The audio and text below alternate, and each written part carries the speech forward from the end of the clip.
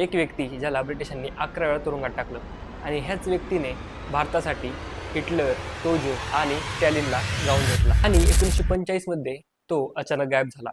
स्वतंत्र भारताने त्याच्या कुटुंबावर 20 वर्ष स्पाय केलं, कारण सरकारला माहित होतं तो अजूनही जिवंत आहे. सुभाषचंद्र बोस, जे काँग्रेसचे दोनदा प्रेसिडेंट होते, 1941 मध्ये कलकत्त्याहून ब्रिटिश नजरकैदेतून रात्री वेश बदलून ते पळाले.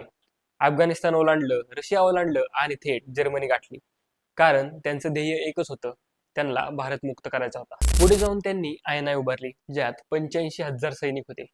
तुम मुझे खून दो मैं तुम्हें आझादी दूंगा, ह्या एका वाक्याने ते सर्व काही बदलणार होते. पण अचानक 18 ऑगस्ट 1945 ला सर्व काही थांबलं.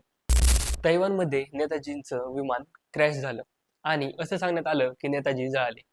पण ह्या गोष्टीची सरकारने 3 वेळा 3 कमिशन बसून चौकशी केली होती. साल 1956 शहानवाज कमिशनने रिपोर्ट दिला की प्लेन क्रॅश झाले. पुढे 1974 साली खोसला कमिशनने असा रिपोर्ट दिला की प्लेन क्रॅश झाला, पण त्याचे एव्हिडन्सेस खूप वीक आहेत. त्यानंतर मुखर्जी कमिशनने 2005 साली असा रिपोर्ट दिला, ज्याने सर्व शॉक झाले. ते म्हणले की तैवानमध्ये कुठलाच प्लेन क्रॅश झालाच नाही. तैवान सरकारने स्वतः रिपोर्ट चेक केले. 18 ऑगस्ट 1945 ला कुठल्याच क्रॅशची नोंद नव्हती. मग नेताजी कुठे गेले? यानंतर 2-3 थेअरी समोर आल्या.